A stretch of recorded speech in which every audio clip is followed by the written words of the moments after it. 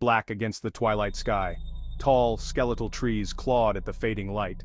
The abandoned mansion loomed, a silhouette of dread against the dying sun. It stood atop the hill, a sentinel of forgotten memories, whispering tales of a troubled past. John, a man who scoffed at ghost stories, parked his jeep at the foot of the hill. He'd heard the local legends, whispers of strange occurrences, shadows moving within. But John dealt in facts, not folklore. Tonight, he aimed to prove it. He grabbed his flashlight, the beam cutting through the growing darkness. A chill wind rustled the leaves, sounding like hushed whispers. The air grew colder as he climbed, the mansion's shadow swallowing him whole. The oaken door creaked open as if inviting him into its maw. He stepped inside. Dust motes danced in the flashlight beam, swirling in the stale air. The scent of decay clung to the silence, thick and heavy. John shone his light around. Cobwebs draped the room like ghostly shrouds. The mansion was a tomb, waiting for life to disturb its slumber. John moved deeper, each step echoing in the silence. He ran a hand along the wall, feeling the rough texture of peeling wallpaper. The air felt thick, oppressive, making it hard to breathe. He pushed open a door, revealing a dusty living room. Furniture draped in white sheets loomed like phantoms. A fireplace gaped like an empty eye, cold and lifeless. John felt a shiver crawl up his spine, a prickle of unease he couldn't explain. He shook it off. It was just an old house, its emptiness playing tricks on his mind. He continued exploring, room after room, each one a tableau of decay and neglect. A dining room with a long, dust-covered table, set for a meal never to be eaten. A library with shelves sagging under the weight of forgotten tomes. Each room whispered a story of bygone lives, now lost to time. John found himself drawn to a grand staircase at the end of a hallway. The steps creaked under his weight, each one a mournful groan. He climbed, the air growing colder with each step. A sense of dread settled in the pit of his stomach, a feeling he couldn't ignore. The upper floor was a labyrinth of shadows and silence. Moonlight filtered through grimy windows, casting long fingers across the floor. The air hung heavy with a palpable sense of dread. John felt a pressure in his chest, a weight that made it hard to breathe. He entered a room at the end of the hall. It was surprisingly bare, devoid of the dust and decay that plagued the rest of the house.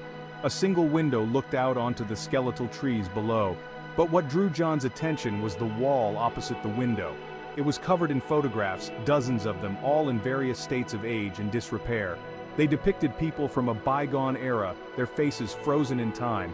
Children playing, families gathered, lovers embracing. John felt a chill run down his spine. These were the mansion's former occupants, their lives captured in these faded images. He felt a strange connection to them, a sense of shared history, as if they were watching him, their eyes following his every move. His flashlight beam danced across the photographs, illuminating the faces caught within. He stopped at one photo, a chill gripping his heart. It was a young woman, her eyes staring directly at him. Her gaze was unsettling, intense, as if she were peering into his soul. The photograph was old, the edges frayed and yellowed, but the woman's eyes seemed to follow him no matter where he moved. John felt a cold sweat prickle his skin. This was ridiculous, he told himself. It was just an old picture. He moved closer, compelled by an unseen force. The woman in the photo was beautiful, with piercing blue eyes and a haunting smile. He felt drawn to her, as if she held a secret he needed to uncover. But her eyes, they were unnerving. They seemed to hold a depth of knowledge, a glimpse into something beyond comprehension. John felt a knot of fear tighten in his stomach. He had to get out of this room. He tore his gaze away from the woman's picture, forcing himself to look at the others. He scanned the faces, each one a window into the past, but his eyes were drawn back to the woman with the piercing gaze. He couldn't shake the feeling that he knew her. Then his heart lurched. He saw it. A photograph tucked in the corner, almost hidden from view. It was a picture of him. John froze, his blood turning to ice in his veins. It was him, but younger, his face filled with youthful optimism. How was this possible? He'd never been to this mansion before. He'd never even heard of it until a few weeks ago. Yet here he was, staring at a picture of his younger self hanging on the wall of this forgotten room.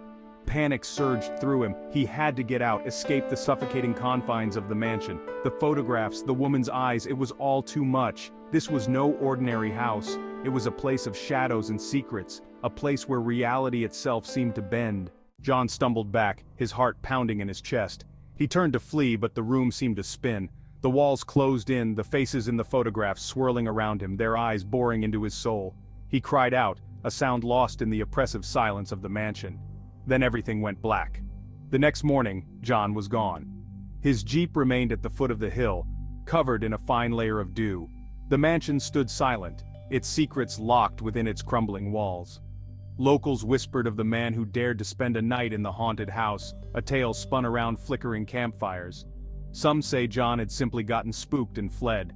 Others believed the mansion had claimed him, adding him to its collection of lost souls. The truth, like the mansion itself, remained shrouded in mystery. One thing was certain: John had vanished without a trace, leaving behind only questions and a lingering sense of unease. The mansion on the hill stood silent, its unblinking eye watching, waiting for its next victim.